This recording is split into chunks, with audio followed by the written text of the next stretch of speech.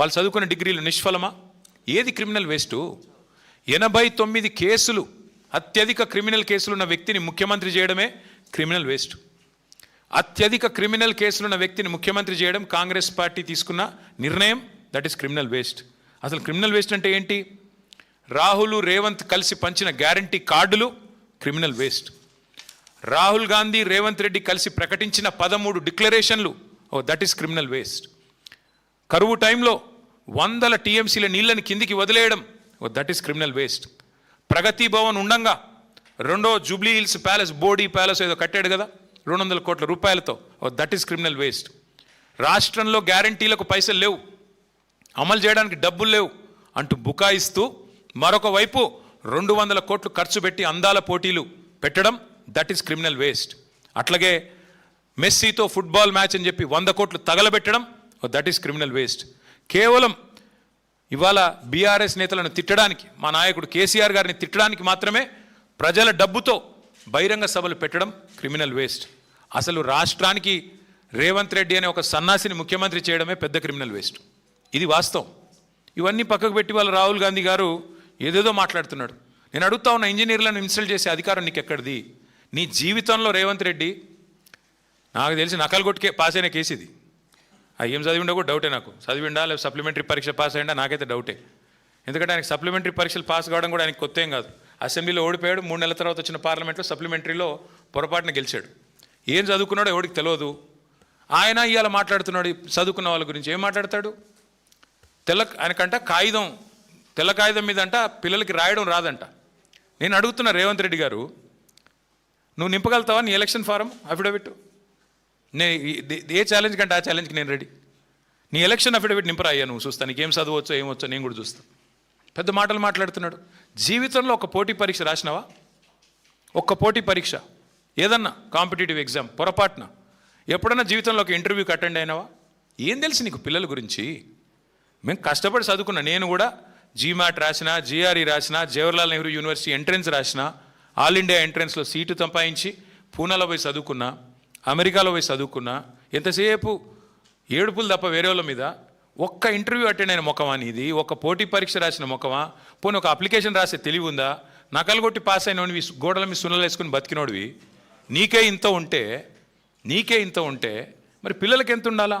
ఇవాళ ఎవరయ్యా కట్టేది? ఇవాళ ముఖ్యమంత్రి గారు రయ్యమని తిరుగుతున్న ఫ్లైఓవర్లు కట్టింది ఎవరు? ఇంజనీర్లు కదా. హైదరాబాద్లో 42 ఫ్లైఓవర్లు కట్టింది ఎవరు? ముఖ్యమంత్రి కూర్చుంటున్న సచివాలయ భవనం కట్టింది ఎవరు? తెలంగాణ ఇంజనీర్లు కదా. ఇవాళ మీరు కదా ఇప్పుడు ఈ నిమిషం మనం మాట్లాడుతున్న ఈ నిమిషంలో ఎల్లంపల్లి నుంచి పైకి రివర్స్ పంపింగ్ ద్వారా ఇవాళ నీళ్లు లిఫ్ట్ చేస్తూ ఉన్నాం ఎస్ఆర్ఎస్పికి. ఎవరు చేసింది? అది ఇంజనీర్లు కదా. ఏం మాట్లాడుతున్నాడు ముఖ్యమంత్రి? మీ వెనకాలే ఉంది ఇక్కడ మీరు కూర్చునే కమాండ్ కంట్రోల్ సెంటర్ కట్టింది ఇంజనీర్లు కదా. అందుకే నేను అంటున్నా, ఈ మూర్ఖపు మాటలు ఎన్ని కట్టిన ఇంజనీర్లకి నాకు రేవంత్ రెడ్డి గారికి నేను చెప్పేది ఒకటే, ఈ ఇంజనీరింగ్ విద్యార్థులు కట్టడాలు తెలుసు, మీకు సమాధి కట్టడం కూడా తెలుసు. మీ పార్టీకి, మీ అంటే ఆయనకి కాదు, మళ్ళీ మీరు వేరే అనుకున్నారు, మీ పార్టీకి సమాధి కట్టడం కూడా ఆ పిల్లలే తప్పకుండా చేసి చూపెడతారు. నేను ఇవాళ గడ్డం వేణు తరపున, ఇవాళ రాష్ట్రంలో నిరుద్యోగుల తరపున స్పష్టంగా రాహుల్ గాంధీని రేవంత్ రెడ్డిని అడుగుతా ఉన్నా, సమాధానం చెప్పు. 2 లక్షల ఉద్యోగాలు ఎప్పుడు ఇస్తావు? ఎలా ఇస్తావు? నీ జాబ్ క్యాలెండర్ ఎక్కడ సచ్చింది? రాహుల్ గాంధీ ఎక్కడ ఉన్నాడు? ఎందుకు ఉలకరు పలకరు ఈ తెలంగాణ యువత అడుగుతున్నారు. సమాధానం చెప్పండి. మిమ్మల్ని వదిలిపెట్టాం. డ్రామాలతో ఇంకా ఎన్ని రోజులు ఏమార్చలేరని చెప్పి మరొకసారి విజ్ఞప్తి చేస్తూ, అసెంబ్లీ సమావేశాలు కూడా పెడతారని చెప్తున్నారు తొందరలో. తప్పకుండా అందులో మా వైపు నుంచి ఒకటే ఎజెండా పెట్టుకుంటాం. అసెంబ్లీ సమావేశాలు పెట్టవలసిందే, 15 రోజులు నడపాల్సిందే. ఆ 15 రోజుల్లో తప్పకుండా తెలంగాణ యువత ముఖ్యంగా ఏదైతే ఇవాళ ప్రశ్నిస్తున్నదో 2 లక్షల ఉద్యోగాల గురించి, తప్పకుండా దాని ఒక ప్రధాన అంశంగా, ప్రధాన ప్రతిపక్షంగా మేము పట్టుబడతాం, ప్రభుత్వాన్ని నిలదీస్తామని చెప్పి కూడా యువతకి విజ్ఞప్తి చేస్తూ, దయచేసి ఎవరు కూడా తనువు చాలించవద్దని, దయచేసి ఎవరు కూడా ఆత్మస్థైర్యాన్ని కోల్పోవద్దని మళ్ళొకసారి ప్రార్థిస్తూ మీ అందరికీ ధన్యవాదాలు.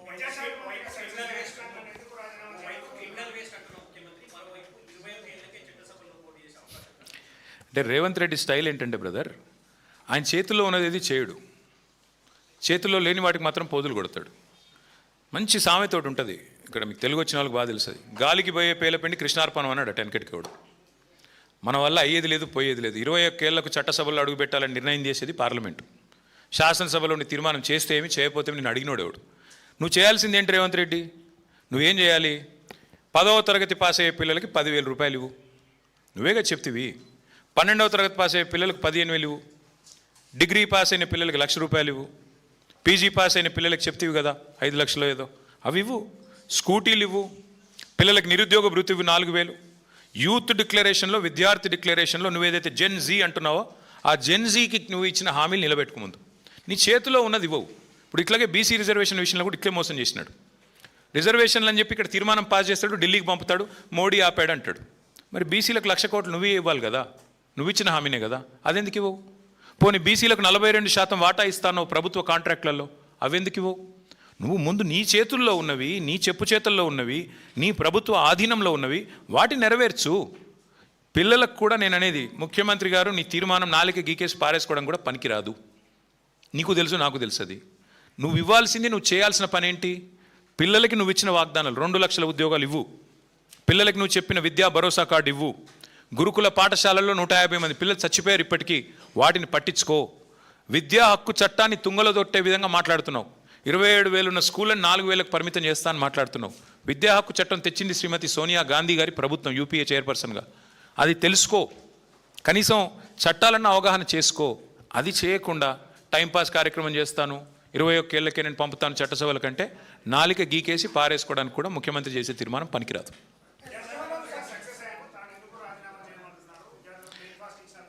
సక్సెస్ అంటే 150 మంది పిల్లల్ని గురుకులాల్లో చంపడం సక్సెస్ అంటే మేబీ రేవంత్ రెడ్డి గారి కొలమానం అది కావచ్చు, లేదా ఎండ్రిని తాగి చావండి అని చెప్పడం కొలమానం కావచ్చు తెలంగాణ యువతకి, లేదా 2 లక్షల ఉద్యోగాలని చెప్పి మోసం చేయడమే కొలమానం కావచ్చు. ఏ రకంగా సక్సెస్ అయ్యాడు, దేనిలో సక్సెస్ అయ్యాడు ఆయన, ఏ విషయంలో సక్సెస్ అయ్యాడు మీరు చెప్పండి, నాకు నేను కూడా విని నేర్చుకుంటా. ఎందులో సక్సెస్ అయ్యాడు? మేము సీఎం బ్రేక్ఫాస్ట్ స్కీమ్ అని ప్రవేశపెడితే 2023లో దాన్ని 2 ఏళ్ళు ఆపిన సన్నాసేవుడే.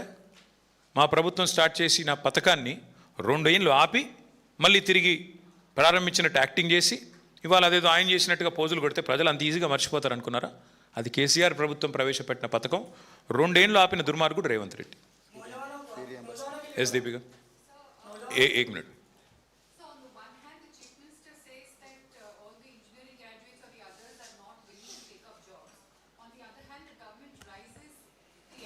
Age eligibility of those who don't have a job to more than 40 years. How do you look at this disparity and what is your observation? No, I'll tell you 2 things, ma'am. One, the Chief Minister is clueless when it comes to certain things. On the one hand, he says the engineering graduates are not skilled enough. But the fact of the matter is, in Telangana, according to government's admission, not mine, both in a governor's address and also even in the budget speech of the government, they have made it very clear that the number of technology jobs have come down. Back in 2023, when we were in government, the total number of technology jobs, according to NASSCOM and STPI, was 9,46,000. It has come down by 7,000. It is now 9,39,000. First, the government needs to answer the question on how and why the tech jobs are coming down in Telangana. What is the reason for that? Is it because the engineers are not skilled enough, like the Chief Minister is saying? Or is it because the Education Ministry has failed? Or is it because employment opportunities are drying up? Or is it because of artificial intelligence? What is the cause? Firstly, they need to address it, number 1. Number 2, in fact, this government, this party, Congress, had promised to the youth of Telangana that they will waive off all examination fees. उन्होंने कहा था कि हर examination fees को माफ कर देंगे. जो 200 रुपया था उसको आज बढ़ा के 1,000 करे. That has been enhanced. The examination fees, not even examination, the application fees has been enhanced from 200 rupees to 1,000 rupees. So the government also needs to answer on this hypocrisy of theirs. And thirdly and most importantly, మీరు నేను అందరికి కూడా మనకు అర్థమైంది ఏంటంటే, వాళ్ళ అసమర్థతని కప్పిపుచ్చుకోవడానికి, వాళ్ళ ఫెయిల్యూర్స్ని కప్పిపుచ్చుకోవడానికి ముఖ్యమంత్రి గారికి ఒక అలవాటుగా పరిపాటిగా మారింది. ఎప్పటికప్పుడు ఏదో ఒకటి వాగడం, దాన్ని సెంటర్ స్టేజ్కి తీసుకెళ్లడం, పెట్టడం, దాని చుట్టూ అందరూ పరిభ్రమించే విధంగా 4 రోజులు టైంపాస్ చేయడం. ఇప్పుడు 21 ఏళ్ళకే అని చెప్పి ఇది ఒక కొత్త డ్రామా కూడా. అందుకే ఆయన చేతిలో ఏమీ లేదు, ఆయనకు తెలుసు అది. కానీ ఆయన చేతిలో ఉన్నవి చేయడు, లేని వాటికి మాత్రం ఈ రకంగా నాటకాలు ఆడుతూ ఉంటాడు. కాబట్టి that's the unfortunate current state of affairs.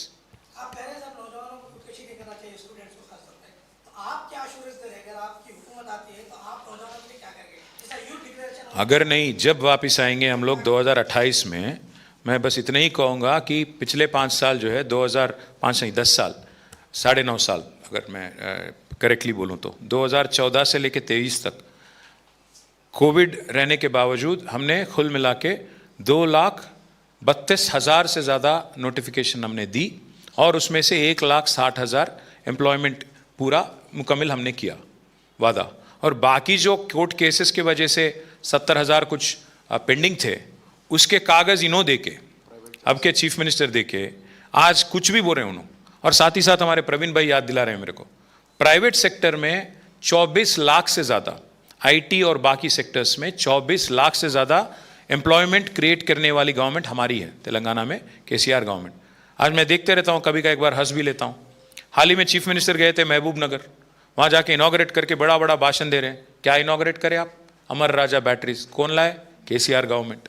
तो ऐसे जो काम हम करें, जो फ्लाईओवर हम बनाए उसके ऊपर जाके पेंटिंग मार रहे, अब जो कंपनी हम लाए उसके आगे जाके रिबन कट कर रहे। कोई बात नहीं, कोई तकलीफ नहीं, पर आप अपना कुछ दिखाओ जो करे। आप जो वादा करें, राहुल गांधी साहब जो वादा करें 2 लाख, एक पहले ही साल में 2 लाख रोजगार हम देंगे, गवर्नमेंट नौकरी हम देंगे, क्या हुआ उसका? जब वापस हम आएंगे 2028 में, मैं वादा करता हूं आपसे, पिछली बार जो 1-2 गलतियां हुए, जो छोटे छोटे मिस्टेक्स हुए हमारे तरफ से, उसको रेक्टिफाई करेंगे एक तरीके से, जैसे यूपीएससी चलती हैं उसी तरीके से, ढंग से एम्प्लॉयमेंट रिक्रूटमेंट मैं पर्सनली मॉनिटर करूंगा। और मैं वादा करता हूं पार्टी के वर्किंग प्रेसिडेंट होने के नाते कि सही तरीके से युवा की जो एस्पिरेशन है प्राइवेट सेक्टर में, गवर्नमेंट सेक्टर में, बैलेंस करके उनको एम्प्लॉयमेंट क्रिएट करना हमारी जिम्मेदारी रहेगी।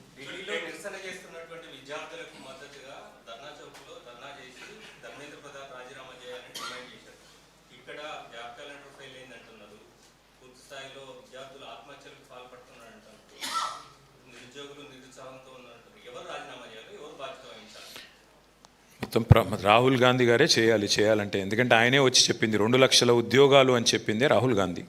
ఇక్కడున్న లోకల్ వాళ్ళ మాటలు నమ్మరనే, వాళ్ళకు మ్యాటర్ లేదనే ఢిల్లీ నుంచి రాహుల్ గాంధీ గారిని పట్టుకొచ్చారు. ఈయన వచ్చాడు కదా, ఈయనేదో చెప్తున్నాడు కదా, మనకు బిస్కెట్ వేసాడు కదా అన్నట్టుగా ఆయన చాయ్ దుకాణం కాడ కూర్చొని మంచి పోజులు కొట్టి మరి మాటిచ్చైతే పోయారు. 2.5 ఏళ్ళు దాటిపోయింది ఏది ప్రభుత్వానికి, ఇప్పుడు 32 నెలలు దాదాపు కావస్తూ ఉంది. కాబట్టి సమాధానం చెప్పాల్సిన వ్యక్తి రాహుల్ గాంధీ గారే, బాధ్యత ఆయనదే. ఆయన నియమించిన ముఖ్యమంత్రి ఇక్కడ పని చేయకపోతే బాధ్యత తీసుకోవాల్సింది ఖచ్చితంగా రాహుల్ గాంధీనే. గట్టిగా నిలదీసేది కూడా రాహుల్ గాంధీ గారినే. మేము పార్లమెంట్లో అయినా, ఢిల్లీలో అయినా, అవసరమైతే కాన్స్టిట్యూషన్ క్లబ్కి అయినా పోయి ఢిల్లీలో ప్రెస్ మీట్ పెట్టి ఎట్లా అయితే లగచర్ల ఇన్సిడెంట్ని నేషనల్ వైడ్ ఎక్స్పోజ్ చేశామో, మళ్ళీ ఒకసారి రాహుల్ గాంధీ బండారం దేశంలో మళ్ళీ బయట పెడతాం తప్పకుండా. Thank you.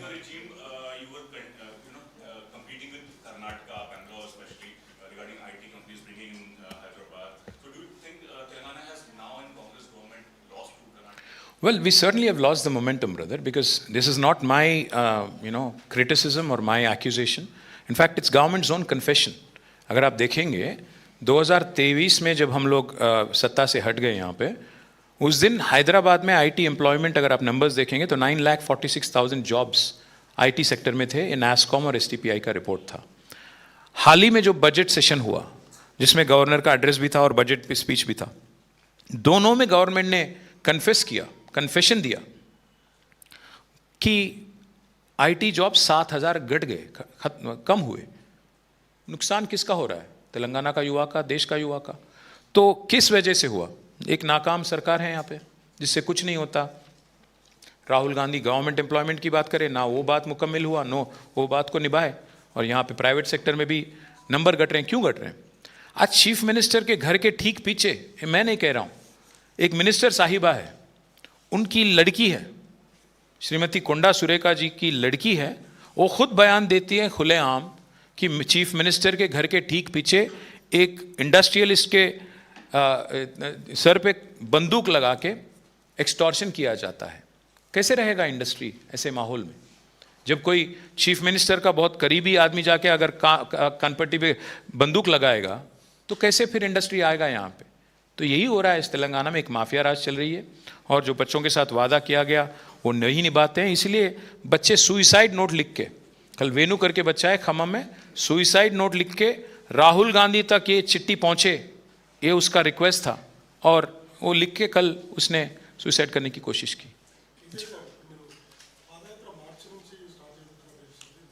ఫస్ట్ అయితే నిరుద్యోగుల తరపున దండయాత్ర చేస్తున్నామా చేయనియండి, తర్వాత పాదయాత్ర చేద్దాం. థ్యాంక్ యూ బ్రదర్ అందరికీ.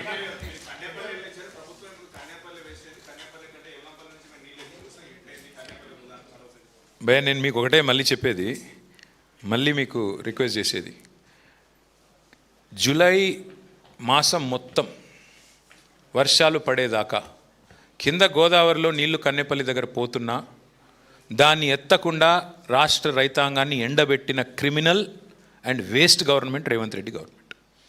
ఇవాళ వాస్తవాలే. ఇవాళ రేపు పాపం 4 టీఎంసీలు రాగానే దానికి మా ఉత్తమ్ కుమార్ రెడ్డి గారు ఒక హెలికాప్టర్ వేసుకొని పోయి పోజులు కొట్టి అక్కడి నుంచి ఏదో పెద్ద పీకి పందిరేసినట్టు ఆయన మర్చిపోతున్నాడు ఒకటి ఉత్తమ్ కుమార్ రెడ్డి. ఎల్లంపల్లి నుంచి మిడిమానకి నీళ్ళు వస్తున్నాయి. ఎట్లా వస్తున్నాయి? గాయత్రి పంప్ హౌజు, నంది మేడారము ఎవరు కట్టించారు? కాళేశ్వరంలో భాగం కాదా అది? అసలు ఆయనకి ఏమైనా అవగాహన ఉందా ఉత్తమ్ కుమార్ రెడ్డి గారికి? Gayatri pump house, Nandi Medaram pump house కాళేశ్వరంలో అంతర్భాగమా కాదా? ఉత్తమ్ కుమార్ రెడ్డి చెప్తాడా? ఇవాళ రివర్స్ పంపింగ్ చేస్తున్నారు మిడ్మానేర్ నుంచి నీళ్లు పైకి ఎస్ఆర్ఎస్పికి. మరి ఎవరు కట్టించారు అది? కాళేశ్వరంలో అంతర్భాగం కాదా అది? కాబట్టి ఎన్ని కథలు చెప్పినా ఇవాళ మా రైతాంగానికి స్పష్టత వచ్చింది, వీళ్ళకు నీళ్ళిచ్చే ఉద్దేశమే లేదు. ఇప్పుడు చూద్దాం. ఇప్పుడు మేము అందరం మొక్కుతున్నాం. నిన్న కూడా నేను బోనాల దగ్గర పోయాను, లష్కర్ బోనాలకు పోయి మాంకాళి తల్లిని కోరుకున్నాను వర్షం పడాలని. మేము కోరుకుంటున్నాం రాష్ట్రంలో వర్షాలు సమృద్ధిగా కురవాలి, రైతులు మంచిగా ఉండాలని కోరుకుంటున్నాం. దెబ్బన పడకపోతే మళ్ళీ వీళ్ళ బాగుతాం బయటపడుతుంది, మీరే చూస్తారు. ఎవడో తలకు మాసిన వెధవలు మాట్లాడే చిల్లర మాటలకు స్పందించాల్సిన అవసరం మాకు లేదు. భయో ఎన్ని అడుగుతారు భయ ఒకసారి. నేను ఇదివరకు చెప్పాను, మళ్ళీ చెప్తున్నాను, మెట్రో రేవంత్ రెడ్డి గారి ప్రతి స్కీమ్ వెనక ఒక స్కామ్ ఉంటుంది భయ. అందులో మీరు అనుమాన పడకండి. ప్రతి స్కీమ్ అంటే దాని వెనక ఒక స్కామ్ ఉండదు, ఏది ఉండదు. 280 ఎకరాలు నొక్కేయడానికి అనుముల బ్రదర్స్కి ఆయన చుట్టుండే అనుయాయులకు కట్టబెట్టడానికి ఈ స్కెచ్ అంతా. ఒక ప్రైవేట్ కంపెనీ నెత్తిన ఉన్న అప్పును తీసుకొచ్చి రాష్ట్ర ప్రజల నెత్తి మీద రుద్దడమే మూర్ఖపు నిర్ణయం. నెంబర్ 1. నెంబర్ 2, నేను ఆ రోజు కూడా అడిగాను, మళ్ళీ అడుగుతున్నా. మేము రాయదుర్గం నుంచి ఎయిర్పోర్ట్ వరకు మేము మెట్రో ఎక్స్పాన్షన్కి టెండర్కి పోయాము, టెండర్ పూర్తి చేశాము, పని మొదలుపెట్టే దశలో ఈ మూర్ఖుడు ఆపాడు. మరి మాకు అడ్డం చెప్పని, అభ్యంతరం చెప్పని కేంద్రం నీకెందుకు అభ్యంతరం చెప్పింది? ఏ కారణం చేత నువ్వు అసలు మెట్రోని టేక్ ఓవర్ చేశావు? ఎవరికి చెప్తావు? 3వది, అసలు ఇద్దరు కాంగ్రెస్ బీజేపీ ఇద్దరు కలిసే కదా మెట్రోని కానీయకుండా చేసింది మా గవర్నమెంట్లో. లగ్డికాపూల్ నుంచి బిహెచ్ఎల్ వరకు ట్రాఫిక్ లేదని చెప్పారు ఎవరు? కేంద్ర ప్రభుత్వంలో ఉన్న ఘనా పార్టీలు. చిన్న చిన్న పట్టణాలు లక్నో, మీరట్ కూడా మెట్రోలు ఇచ్చిన వాళ్ళు. హైదరాబాద్ లాంటి అతి ప్రాముఖ్యత కలిగిన నగరం, ఇట్లాంటి నగరంలో ట్రాఫిక్ లేదంటే ఎక్కడి నుంచి? లగ్డికాపూల్ నుంచి బిహెచ్ఎల్. ఆ కేంద్ర మంత్రిని తీసుకొచ్చి ఒకసారి ఆ ట్రాఫిక్లో ఇరికిస్తే అయిపోద్ది, అందరికీ తెలిసి వస్తుంది ట్రాఫిక్ ఉందా లేదా. Thank you.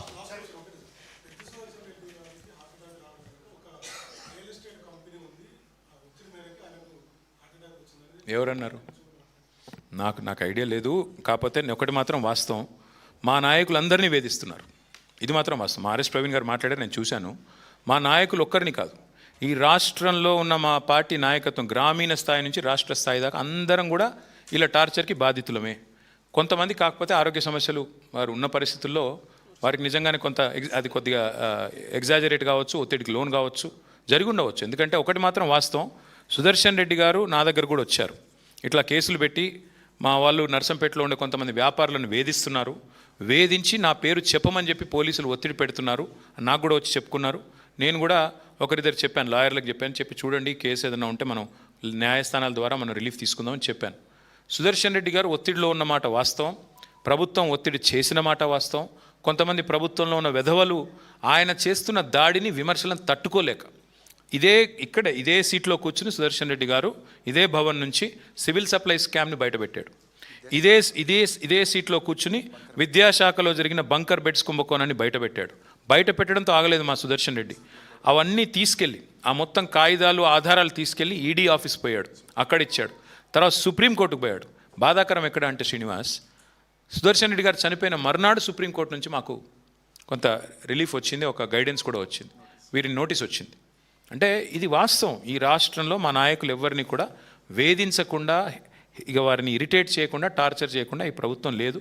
సరే, సుదర్శన్ విషయంలో అన్ఫార్చునేట్, నిజంగా కూడా మా అందరం చూశారు కదా మీరు, ప్రజలు కూడా ఎట్లా వచ్చారు, ఏం జరిగింది మీరు కూడా చూశారు. It's truly unfortunate what has happened, and if some justice can be done, will fight for it. అందరికీ నమస్కారం.